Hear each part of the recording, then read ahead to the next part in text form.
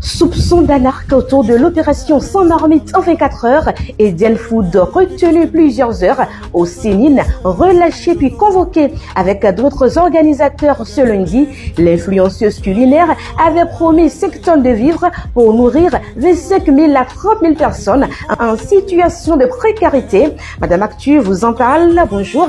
Lundi 16 février 2026, Love Annick Ploka, connue sous le nom de Eden Food sur les réseaux sociaux au Bénin, fait face à de lourds soupçons d'anarque liés à l'opération sans marmite en 24 heures. L'influenceuse culinaire a été entendue le vendredi 13 février 2026 par des officiers de la police judiciaire au Centre national d'investigation numérique Sénine. Après plusieurs heures d'audition, elle a été placée en garde à vue jusqu'à 23 heures puis libérée sous convocation pour ce lundi 16 février 2026.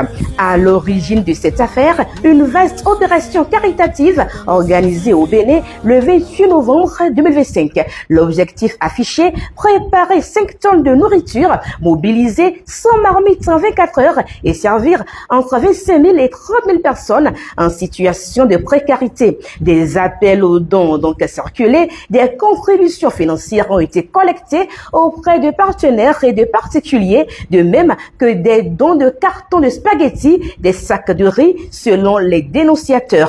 Mais depuis, les soupçons d'anarque s'accumulent. Plusieurs voix affirment que les engagements initiaux n'ont pas été respectés. Certains déclarent avoir payé pour des plats qui sont censés être gratuits. D'autres évoquent des écarts entre les montants mobilisés et la réalité des repas servis. Sur les réseaux au Bénin, la colère a remplacé l'élan de solidarité. Face au tumulte numérique, les investigateurs ont ouvert un dossier. Les investigations portent sur la gestion des fonds, la traçabilité des dons et la réalité des prestations annoncées. Selon des sources proches du journal Le Potentiel, Eden Food a frôlé la nuit en cellule avant d'être remise en liberté sous convocation. Ce lundi, elle devra s'expliquer à nouveau aux côtés d'autres co-organisateurs cités dans la procédure.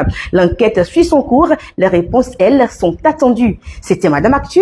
Laissez-moi vos avis en commentaire. Abonnez-vous. Qui a l'information a le pouvoir.